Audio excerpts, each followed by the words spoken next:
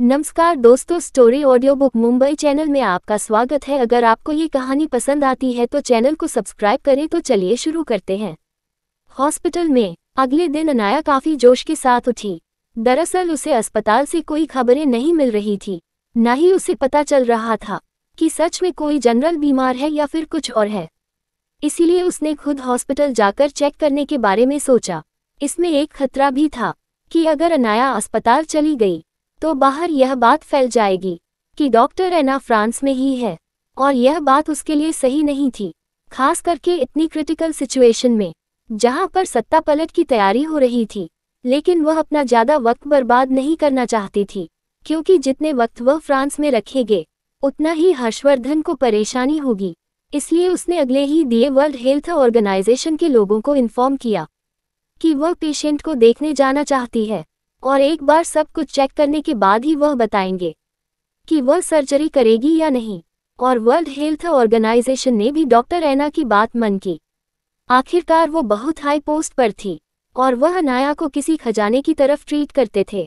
वो किसी को भी नाराज कर सकते थे, लेकिन डॉक्टर एना को नहीं कर सकते, क्योंकि अनाया उनकी बैकबोन थी। अनाया ने कई ऐसे क्राइसिस दूर किए थे जो बड़े बड़े डॉक्टर नहीं कर पाए थे। कई बार अनाया ने किसी देश के लिए ऐसी वैक्सीन बनाई थी जो उस देश में महामारी फैला रही थी। कई बार अनाया ने ऐसे वायरस की वैक्सीन बनाई थी जो देश के 20% आबादी को खा गया था। उस वक्त में उस देश के लिए अनाया किसी भगवान से कम नहीं थी। इसीलिए हर देश का सपोर्ट डॉक्टर एना के साथ था, और यही सपोर्ट वह लोग वर्ल्ड हेल्थ ऑर्गेनाइजेशन को देते थे। और काफ़ी लंबे वक्त से अनाया ने वहाँ पर एक बहुत अच्छी पहचान बना ली थी। उन्होंने तुरंत ही Z+ सिक्योरिटी अनाया की मुताबिक तैयार कर दी। अनाया उसे ऑर्गेनाइजेशन को पूरा ट्रस्ट करती थी, या फिर कह सकते हैं वही उस ऑर्गेनाइजेशन को चलाती हो। वैसे उन लोगों को ऑर्डर देती थी। उसने डॉक्टर की टीम के साथ बेला को भी अपने साथ लिया, और मास्क पहनकर रॉबर्ट, नोबिता और शिजुका भी साथ आए। उसने अपनी भी सिक्योरिटी टीम साथ ले ली और अपने डॉक्टर एना के अवतार में आ गई। वही चेहरे पर यूनिक प्रिंट वाला मास्क और वही जाना माना लोगो वाला आइकॉनिक कोट पहन लिया, और वह अपने काफिले के साथ हॉस्पिटल निकल गई। अस्पताल में उसने पहले ही इन्फॉर्म कर दिया था, यह एक हाईटेक सिक्योरिटी से घिरा हुआ मिलिट्री हॉस्पिटल था। अनाया अपनी पूरी सिक्योरिटी टीम के साथ ही वहां पहुंच गई। वैसे भी उसकी पावर इतनी ज्यादा थी कि कोई भी उसे रोक नहीं सकता था। जैसे ही वह वहां पहुंची, अपने डॉक्टर और कुछ खास लोगों को लेकर वह अंदर चली गई। बाकी की टीम बाहर ही रुक गई। उसके आने की खबर मिलिट्री हॉस्पिटल में पहले ही पहुंच गई थी, इसीलिए हॉस्पिटल का डीन भी वहां मौजूद था, और एक मिलिट्री कर्नल भी वहां मौजूद था उसे रिसीव करने के लिए, और एक पूरा रास्ता उसके लिए खाली करवा दिया गया था। उसकी प्राइवेसी को ध्यान में रखते हुए अनाया सीधे ही उस वार्ड के बाहर पहुंच गई जहां पर उस मरीज को रखा गया था। वार्ड के बाहर भी काफी ज्यादा सिक्योरिटी खड़ी थी, और वहां पर 2 और लोग भी थे। वह शायद पेशेंट के फैमिली मेंबर थे। अनाया अपनी डॉक्टर की टीम और दोनों रोबोट के साथ अंदर चली गई। यह एक VIP वार्ड था। बड़े से वार्ड के बीचों बीच एक बिस्तर लगा हुआ था, जिसमें एक उम्रदराज आदमी लेटा हुआ था, जो दिखने में 55 की उम्र के आसपास का नजर आ रहा था। अनाया आगे गई और वहां पर लिखा हुआ उनका मेडिकल रिपोर्ट वापस चेक किया, जो आज सुबह ही निकाला गया था। उसके बाद अनाया उनके नज़दीक जाकर अपनी 2 उंगलियों से उनकी नब्ज चेक करने लगी। नब्ज चेक करते हुए उसने अपनी आंखें बंद कर ली, जैसे वह उसके सामने पड़े हुए शरीर के अंदरूनी हिस्से को देख रही हो। तकरीबन 5 मिनट उनको अच्छे से चेक करने के बाद डॉक्टर एना 2 कदम पीछे होती है। डॉक्टर एना को पीछे हटता देख वहां पर खड़े मिलिट्री डॉक्टर तुरंत बोल पड़े, डॉक्टर एना, क्या लगता है सर्जरी हम कब तक कर सकते हैं? आप जिस दिन कहेंगे हम उस दिन सर्जरी कर देंगे। वही यह सुनकर अनाया की आंखें छोटी हो गई, क्योंकि सामने खड़े डॉक्टर इस तरह से बात कर रहे थे जैसे सर्जरी करना अनाया के लिए प्राउड की बात हो। अनाया उस डॉक्टर को देखते हुए बोली, क्या सच में यह एक मिलिट्री जनरल है? वही यह बात सुनते ही वहां पर खड़े हुए सभी डॉक्टर एक पल के लिए डर गए, लेकिन वह डॉक्टर हकलाते हुए बोला, बिल्कुल डॉक्टर एना, यह एक मिलिट्री जनरल है। क्या आपको समझने में कोई प्रॉब्लम हो रही है? अनाया उसे ज्यादा बहस नहीं करती और तुरंत वहां से बाहर निकल जाती है। उसे बाहर आता हुआ देख वहां खड़े हुए फैमिली मेंबर में से एक आगे आया और अनाया का रास्ता रोकता हुए बोला, डॉक्टर एना आपको यहाँ ही रहना चाहिए। आप कब तक पेशेंट का ऑपरेशन कर सकती है? क्या आप बता सकती है अभी उनकी मेडिकल कंडीशन क्या है? अनाया उस इंसान को ऊपर से नीचे तक देखते हुए बोली, इस बारे में बात हम बाद में करूंगी, अभी मुझे चलना चाहिए। डॉक्टर एना को कुछ भी बताए बिना जाता देखकर सभी लोग परेशान हो गए, लेकिन वह डॉक्टर एना को रोक नहीं सकते थे। तभी फैमिली मेंबर्स में से एक आगे आया और वहां खड़े डॉक्टर में से एक बोला, डॉक्टर एना इस तरह से चली क्यों गई? उन्होंने कोई जवाब क्यों नहीं दिया? क्या उन्होंने कुछ कहा? तो वह डॉक्टर थोड़ा गंभीर आवाज में बोला, उन्होंने मुझे सिर्फ एक सवाल पूछा, क्या ये पेशेंट सच में एक मिलिट्री जनरल है? और यह सवाल सुनकर वहां खड़े हुए सभी लोगों की आंखें पीली पड़ गई। वहां खड़े हुए मिलिट्री कर्नल थोड़ा गंभीर आवाज में बोले, लगता है डॉक्टर एना को कुछ शक हो रहा है। वैसे भी मेडिकल की दुनिया में उनका कोई जवाब नहीं, उन्हें शक होना आम सी बात है। तभी वहां खड़े हुए पेशेंट के रिलेटिव में से एक आगे आए और थोड़ा गुस्से में बोला, तो क्या हुआ कि वो जनरल है या नहीं? लोगों की जान बचाना उसका काम है, फिर वह पेशेंट कौन है, उसे क्या फर्क पड़ता है? और वैसे भी अगर वह मर्जी से नहीं मानी तो हम जबरदस्ती करेंगे, वैसे भी वो सिर्फ एक डॉक्टर ही है। फिर वह पीछे खड़े हुए गार्ड की ओर इशारा करके बोली, जाओ जाकर उन्हें रोक लो, वैसे भी वह 10-12 लोगों के साथ आई है, मैं भी देखता हूँ वह यहाँ से कैसे जा सकती है। ये सुनकर वहां खड़े हुए मिलिट्री कर्नल उसे घूरते हुए गंभीर आवाज में बोला, लगता है आपको कुछ ज्यादा ही घमंड है अपने आदमियों पर, लेकिन उसे पहले आपको एक नज़र बाहर देखना चाहिए, क्या वह सच में 10-12 लोगों के साथ ही आई है? वही यह सुनकर वह लोग भी बाहर कॉरिडोर की ओर चले गए, जहां से अनाया की पूरी सिक्योरिटी टीम नजर आ रही थी। जैसे ही बाहर उन्होंने सिक्योरिटी टीम देखी, वह डर गई। उसमें से एक आदमी हकलाते हुए बोला, क्या सच में यह उस डॉक्टर की सिक्योरिटी टीम है? ये सुनकर मिलिट्री कर्नल उस सिक्योरिटी को देखते हुए बिना इमोशन के बोला, वो वर्ल्ड हेल्थ ऑर्गेनाइजेशन की Z+ सिक्योरिटी है, जो हमेशा ही डॉक्टर एना को प्रोटेक्ट करती है। उसमें से एक टीम उनकी पर्सनल टीम भी है। वही यह सुनकर पेशेंट के फैमिली मेंबर तो डर से कांपने लगे थे। जो थोड़ी देर पहले घमंड दिखा रहे थे, अब उनके चेहरे का रंग उड़ा हुआ था। उसमें से एक फैमिली मेंबर बोला, तो अब हम क्या करेंगे? हमारे पास इतना वक्त नहीं है, हमें उन्हें कुछ भी करके बचाना होगा। मिलिट्री कर्नल उन दोनों को नीची नजरों से देखते हुए बोला, मैं अभी ऊपरी लोगों से बात करता हूँ और पता करता हूँ कि हम आगे क्या कर सकते हैं। तब तक अच्छा होगा कि तुम लोग उसे नाराज ना करो। इतना बोलकर वह चला गया। वही वह फैमिली मेंबर तो अब तक परेशान हो रहे थे और उनके चेहरे पर पसीना भी आ गया था। उसने इतनी लग्जरी और इतनी टाइट सिक्योरिटी किसी की नहीं देखी थी।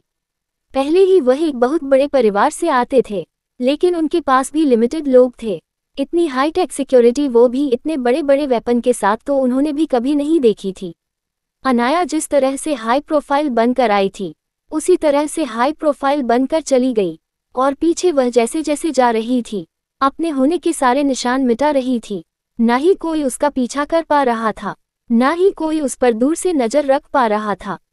यहाँ तक कि वह जिस भी जगह से निकल रही थी, वहाँ के सिक्योरिटी कैमरा भी खराब हो रहे थे। अनाया वापस विला आ गई। उसने अंदर जाकर देखा कि उसका हैंडसम हब्बी परेशान होकर सोफे पर बैठा हुआ था। हर्षवर्धन को इस तरह से परेशान देखकर अनाया बोली, क्या हुआ हस्बैंड, तुम इतने परेशान क्यों लग रहे हो? हर्षवर्धन उसे प्यार से अपने पास बिठाते हुए बोला, कुछ खास नहीं, बस दादी माँ का फोन था। वही यह सुनकर अनाया की आंखें छोटी हो गई। वह नाराज आवाज में बोली, अब क्या चाहिए मीनल देवी को तुमसे? इतने साल तो उसने तुम्हारा खून चूस लिया। ये सुनकर हर्षवर्धन उसके माथे पर प्यार से किस करते हुए बोली, मुझे नहीं पता वह फ्रांस की पॉलिटिक्स में इतना इंटरेस्ट क्यों दिखा रही है, लेकिन मुझे लगता है कुछ गड़बड़ जरूर है। ये सुनकर अनाया बोली, क्या गड़बड़ है? तो हर्षवर्धन बोला है, दादी माँ ने कहा कि मैं फ्रांस की गवर्नमेंट की मदद करूं। अभी जो भी फ्रांस में हालत चल रही है, उसमें मैं गवर्नमेंट का साथ दूं।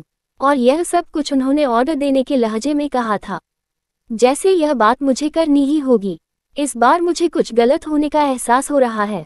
ये सुनकर अनाया की आंखें छोटी हो गई।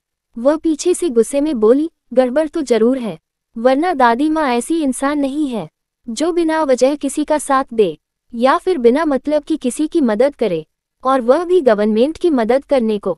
तो बिल्कुल नहीं, क्योंकि आज से पहले कभी भी उन्होंने ऐसी बात में ध्यान नहीं दिया।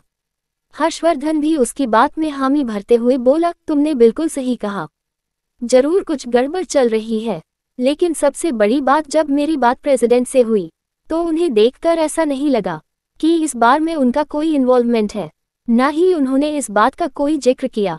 अनाया को भी यह बात थोड़ी अलग लगी। वो हर्षवर्धन की ओर देखते हुए बोली, क्या तुमने इस बारे में पता करने को कहा है?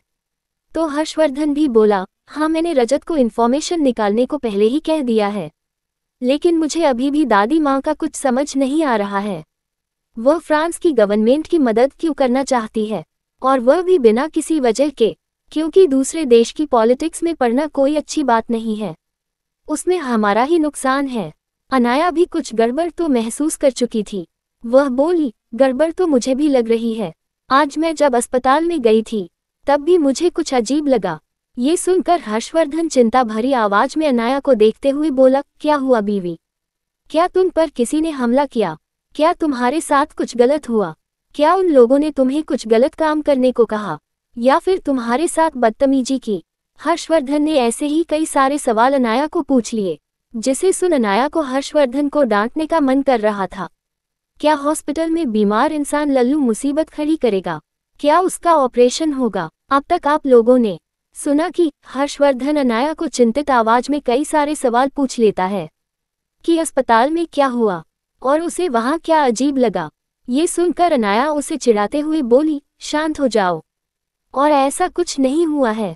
बात सिर्फ इतनी है कि जो पेशेंट वहां बिस्तर पर लेटा हुआ है वह कोई मिलिट्री जनरल नहीं है। ये सुनकर हर्षवर्धन बोला, लेकिन बीवी तुम ऐसा क्यों कह रहे हो? और अगर ऐसा है तो इतनी बड़ी मिलिट्री उनके साथ क्यों दे रही है? क्योंकि मिलिट्री बिना वजह ऐसा कुछ नहीं करेगी। ये सुनकर अनाया बोली, हब्बी तुम भी बहुत अच्छे से जानते हो, इंसान का शरीर उसका काम बताता है। कौन इंसान कौन सा काम करता है वह उनके शरीर को एनालाइज करके पता चल जाता है। एक बिजनेसमैन का शरीर कई सारे बीमारियों का घर हो सकता है, क्योंकि वह हमेशा ही आराम भरी जिंदगी जीते हैं, बस उनके शरीर में मानसिक तनाव ज्यादा होता है। इस तरह से एक मिलिट्री ऑफिसर का शरीर बहुत ज्यादा तंदुरुस्त होता है। उनकी मांसपेशियां कसी हुई होती हैं, उनके शरीर पर जंग के अलग अलग निशान होते हैं, और खास करके तब जब वह जनरल की पोस्ट पर है तो उनके युद्ध के अनुभवी बहुत ज्यादा होंगे और उनकी इच्छा शक्ति भी बहुत ज्यादा होगी। लेकिन जो पेशेंट अभी मिलिट्री हॉस्पिटल के बेड पर लेटा हुआ है उनके शरीर में ऐसे कोई भी लक्षण नहीं है। हालांकि उनका शरीर काफी तंदुरुस्त है, लेकिन वह कसरत और मेहनत से तंदुरुस्त नहीं बना, वह बहुत ज्यादा देखभाल और डॉक्टरों की मदद से तंदुरुस्त बना है। इसका मतलब बिस्तर पर लेटा हुआ इंसान या तो बहुत बड़ा आदमी है या फिर कोई रॉयल फैमिली से आता है जो बहुत ज्यादा एडिकेट फॉलो करता है और शरीर को किसी खजाने की तरह पोषित करते हैं, ट्रेडिशनल मेडिसिन और अलग अलग चीजों की मदद से। ये सुनकर हर्षवर्धन भी गंभीर हो गया और वह गंभीर आवाज में बोला, इसका मतलब तुम्हें यहाँ पर झूठ बोलकर बुलाया गया है? ये सुनकर अनाया बोली, सबसे बड़ी बात, हम दोनों के लोगों को मिलाकर भी इस बारे में कोई भी इंफॉर्मेशन नहीं मिली। इसका मतलब फ्रांस की गवर्नमेंट और मिलिट्री ने इस चीज को बहुत अच्छे से छुपा कर रखा है। लेकिन हर्षवर्धन तभी गंभीर आवाज में बोला है, लेकिन इतना सब कुछ करने के पीछे मकसद क्या है? और उसने तुम्हें ही टारगेट क्यों किया? क्या वह तुम्हें नुकसान पहुंचाना चाहते हैं? ये सोचकर ही हर्षवर्धन की आंखें कठोर हो गई और उसके अंदर भी गुस्सा भर गया। तभी अनाया कुछ सोचते हुए बोली, नहीं हर्ष, ऐसा कुछ नहीं है, जरूर इसके पीछे बात कुछ और है। तो हर्षवर्धन भी उसे देखते हुए ऐसा चेहरा बनता है जैसे पूछना चाहता हो, क्या बात है? तो अनाया उसके चेहरे पर चुटकी काटते हुए बोली, मेरे कुछ अपने उसूल है। डॉक्टर एना ऐसे ही किसी की सर्जरी नहीं करती। तुम भले ही कितने ही गरीब क्यों ना हो, डॉक्टर एना तुम्हारी सर्जरी कर देगी। बस तुम उसके मानकों पर खरे उतरने चाहिए। बड़े से बड़े आदमी या फिर अमीर से अमीर आदमी मेरा इलाज अफोर्ड नहीं कर सकता। मैं सिर्फ वही केस लेती हूँ जो मुझे सही लगते हैं, और जो आदमी बिस्तर पर लेटा है अगर उसका बहुत बड़ा बैकग्राउंड है तो शायद मैं उसका केस नहीं लूंगी, क्योंकि उसकी बीमारी कितनी ही जटिल क्यों ना हो, उसके पास अपनी डॉक्टर की टीम होगी उसका इलाज करने के लिए। लेकिन मिलिट्री जनरल की बात अलग है, वह देश की सेवा में समर्पित रहते हैं। मुझे लगता है गवर्नमेंट ने इस पेशेंट को यहाँ दाखिल किया और उसे मिलिट्री जनरल की पहचान दी ताकि मैं उसका इलाज कर सकूं। तभी हर्षवर्धन कुछ सोचते हुए बोला, इसे जरूर गवर्नमेंट का कोई ना कोई फायदा होगा, या फिर कह सकते हैं गवर्नमेंट ने उन लोगों के साथ कोई सौदा किया होगा। ये सोचते ही हर्षवर्धन का गुस्सा उसकी आंखों में नजर आने लगा। जाहिर सी बात है, कोई उसकी बीवी का इस्तेमाल कर रहा था, और यह चीज उसे कैसे बर्दाश्त होती है। अनाया कुछ सोचते हुए बोली, बहुत जल्द सारा सच सामने आ जाएगा, क्योंकि उस पेशेंट के पास ज्यादा वक्त नहीं है। अगर उन्हें ऑपरेशन करवाना है तो उन्हें यही हफ्ते करना होगा। वह बहुत जल्द मुझे खोजते हुए मेरे पास आएंगे, तब हमें पता चल ही जाएगा। तब तक पता करो, आखिरकार तुम्हारी दादी को फ्रांस की गवर्नमेंट के साथ क्या कनेक्शन है, और वह पॉलिटिक्स में इंटरेस्ट क्यों लेने लगी। यह मामला जितना सिंपल दिख रहा है उतना ही नहीं। रॉयल पैलेस के दिन वही 2 दिन तक सभी कुछ शांत चलता रहा। हर्षवर्धन और अनाया अपने आप में बिजी रहे। 2 दिन बाद शाम को हर्षवर्धन रॉयल फैमिली में डिनर के लिए जाने वाला था। अनाया की पहचान सामने नहीं आई थी, इसलिए वह उसे अपने साथ लेकर नहीं गया। वह अकेले ही अपने सिक्योरिटी टीम के साथ गया। यहाँ तक कि अनाया ने जबरदस्ती रोबोट नोबिता को भी उसके साथ भेज दिया, उसकी सेफ्टी के लिए, और अपने कुछ गार्ड्स भी भेजे थे। उसे पता नहीं क्यों कल से बेचैनी हो रही थी, जैसे कुछ गलत होने वाला हो, और वह हर्षवर्धन को इस वक्त अकेला नहीं छोड़ना चाहती थी। लेकिन उसे लगा ये सब कुछ उसके मूड स्विंग है, और कुछ नहीं। बरसी और एक बड़ा सा काफिला रॉयल पैलेस के आगे जाकर रुका। रास्ते में हर किसी ने इस काफिले को एक बार मुड़ कर जरूर देखा, यहाँ तक कि रॉयल पैलेस के बाहर जो हमेशा मीडिया रहती है, उन्होंने भी उस काफिले को अच्छे से देखा, और हर कोई पहचान भी गया कि यह बिजनेस टाइकून हर्षवर्धन रावत का काफिला है, और उन्हें रॉयल पैलेस में इनवाइट किया गया है। हालांकि ज्यादातर सिक्योरिटी को बाहर ही रोक लिया गया, लेकिन अभी भी काफी सिक्योरिटी अंदर गई थी, हर्षवर्धन की सेफ्टी की वजह से। जैसे ही वह लोग पैलेस में पहुंचे, वहां पर सामने ही रॉयल फैमिली इंतजार करने के लिए खड़ी थी। किंग के कुछ चचेरे भाई बहन भी थे। आखिरकार कौन legendary business tycoon Harshvardhan Rawat का साथ नहीं चाहेगा। कुछ लड़कियां तो ऐसी भी थी जो हर्षवर्धन के सपने देख रही थी। हालांकि उन्हें पता था कि प्रिंसेस डायना की शादी की बात हर्षवर्धन से हो रही है, लेकिन फिर भी उन लोगों की नजरें हर्षवर्धन पर ही टिकी हुई थी। आखिरकार हर्षवर्धन का ऑरा ही इतना खतरनाक था कि हर कोई उसकी ओर अट्रैक्ट हो। किंग लुइस खुद आगे आए, और उन्होंने अपनी बीवी मेरी का इंट्रोडक्शन करवाया। उसके साथ साथ उसने अपने बच्चों का भी इंट्रो करवाया। हालांकि उनके 2 ही जायज बच्चे थे, बाक बच्चा नाजायज थे, फिर भी रॉयल पैलेस ने उन्हें अपना लिया था।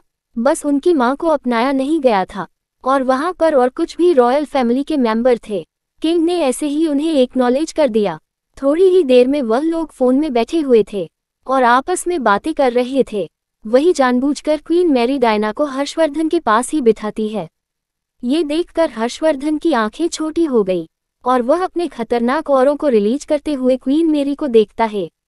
क्वीन मेरी जो पहले हर्षवर्धन को नीची नजरों से देखती थी, अब उसे हर्षवर्धन से डर लगने लगा था। उसने तुरंत डायना को हर्षवर्धन के पास से उठाकर सामने सोफे पर बिठा दिया। ऐसा होते ही हर्षवर्धन के आसपास का खतरनाक और खत्म हो गया। ये सब कुछ वहां बैठे हुए बाकी के मेंबर्स ने भी देखा, जो देखकर कुछ लोग खुश थे तो कुछ लोग नाराज थे। जो अपनी बेटियों को हर्षवर्धन के लिए पसंद करते थे, वह खुश थे कि डायना के अलावा भी वहां पर कई सारी प्रिंसेस थी। हालांकि उन्हें ऊंचा दर्जा नहीं मिला था, लेकिन वह रॉयल फैमिली के मेंबर्स थे। अब उन लोगों ने हर्षवर्धन पर नजरें रख ली थी। वह सभी लड़कियां बार बार हर्षवर्धन को देख रही थी और शर्मा रही थी, जैसे हर्षवर्धन उन लोगों के लिए कोई शहद हो जिसकी ओर वह आकर्षित हो रहे हो। थोड़ी देर के बाद हर्षवर्धन की ओर देखते हुए किंग बोला, मिस्टर रावत, मुझे पता है कि आप बहुत बिजी रहते हैं, लेकिन आज मुझे आपसे कुछ बात करनी थी। हर्षवर्धन उन्हें देखता है जैसे पूछ रहा हो, क्या बात करनी थी। किंग आगे बोला, मैं चाहता हूँ कि आप मेरी बेटी से शादी कर ले। ये सुनकर हर्षवर्धन की आंखें छोटी हो गई, लेकिन वह कुछ नहीं बोला। वह जानना चाहता था कि किंग आगे क्या बोलेगा। किंग आगे बोला, वैसे तो हमेशा ही रॉयल फैमिली में शादी दूसरे रॉयल खानदान के साथ होती है, लेकिन अब वक्त बदल चुका है। मैं चाहता हूँ कि मेरी बेटी एक अच्छी और खुशहाल जिंदगी जिए, और मुझे पता है वह सारे गुण आप में है। इसीलिए मैं चाहता हूँ कि आपकी मेरी बेटी से शादी हो जाए। मुझे लगता है आपकी और डायना की जोड़ी अच्छी लगेगी। इससे हमारे दो देशों के रिश्ते भी सुधर जाएंगे और आपस में मित्रता भी हो जाएगी। वही सामने बैठी हुई डायना तो धमन से मुस्कुरा रही थी, जैसे कह रही हो तुम्हें कुछ भी करके मेरा ही होना होगा। तभी हर्षवर्धन, जो अब तक खामोश बैठा था, वह बिना इमोशन के बोला, किंग लुइस, माफी चाहता हूँ, लेकिन मैं आपकी बेटी से शादी नहीं कर सकता। वही यह सुनकर किंग भी बोले, लेकिन क्वीन मेरी घमंड भरी आवाज में बोली, लेकिन क्यों, मेरी बेटी में क्या कमी है? और वैसे भी वह एक रॉयल फैमिली की मेंबर है। आपको तो खुश होना चाहिए कि वह एक आम खानदान में शादी करने के लिए तैयार हो गई। आप फिर भी हमारा रिश्ता ठुकरा रही है। क्या आपको नहीं लगता कि आप रॉयल फैमिली को नाराज कर रहे हैं? वही यह सुनकर हर्षवर्धन के आसपास का ऑरा खतरनाक हो गया। वह अपनी खतरनाक आवाज में क्वीन मेरी की ओर देखकर बोला, क्वीन मेरी, मुझे पता है कि आपको अपने रॉयल फैमिली पर कुछ ज्यादा ही घमंड है, लेकिन अब जमाना बदल चुका है और आपको ऐसा क्यों लगता है कि मुझे आपके सामने झुकना चाहिए? और रही बात आपकी बेटी डायना की, तो मुझे नहीं लगता कि वह मेरी बीवी बनने के काबिल है। उसके पास रॉयल फैमिली के स्टेटस के अलावा कुछ नहीं है और मैं नहीं चाहता कि मेरी बीवी एक ऐसी इंसान हो जिसके पास बस एक खाली खोखला टाइटल हो, उसके अलावा कुछ ना हो। वही हर्षवर्धन की बात रॉयल फैमिली के चेहरे पर किसी तमाशा की तरह लगी। भले ही यह कड़वा था, लेकिन सच था। रॉयल खानदान खुद को महान और दुर्जन दिखाता था। उनके पास बहुत ज्यादा पैसे और पावर थी, लेकिन वह पूर्वजों की विरासत चलती आ रही थी। उन्होंने खुद कुछ नहीं कमाया, बस थोड़े से बदलाव किए और उन्हें ऐसे ही छोड़ दिया। किसी भी रॉयल फैमिली के मेंबर ने ऐसा कोई भी तीर नहीं मारा था जो दुनिया याद रखे, या फिर कोई भी महान काम नहीं किया था जो अविश्वसनीय हो, और खास करके रॉयल प्रिंसेस और क्वीन तो बिल्कुल भी बेकार थी। बस सोशल लाइट बनती थी, चैरिटेबल ट्रस्ट के नाम पर पार्टी कटी थी और खुद की अमीरी दिखाने के लिए लग्जरी ब्रांड को पहनकर घूमती थी और नोबेल दिखाने के लिए लोगों से अलग रहती थी। हालांकि उन्हें बचपन से ही पियानो, पेंटिंग और क्लासिकल चीज सिखाई जाती थी, जैसे वह पुराने जमाने की चीजों को अच्छे से पहचान सके और चीजों की ऑथेंटिसिटी पहचान सके। लेकिन उसके अलावा उनके पास कोई टैलेंट नहीं था। अगर उन्हें बाहर पब्लिक में छोड़ दिया जाए और उनके पीछे से रॉयल सरनेम निकाल दिया जाए, तो वह बस एक आम गरीब लड़की बनकर रह जाती, उससे ज्यादा कुछ नहीं। इसीलिए पूरी रॉयल फैमिली को गुस्सा रहा था। हर्षवर्धन की बात सच में उनके चेहरे पर तमाचा की तरह थी। क्या किंग चलेगा कोई नई चाल? और क्या नाया का डर सच होगा? आएगी उन पर कोई नई मुसीबत? अगर आपको अगला एपिसोड चाहिए तो लाइक करें, कमेंट करें और चैनल को सब्सक्राइब करें।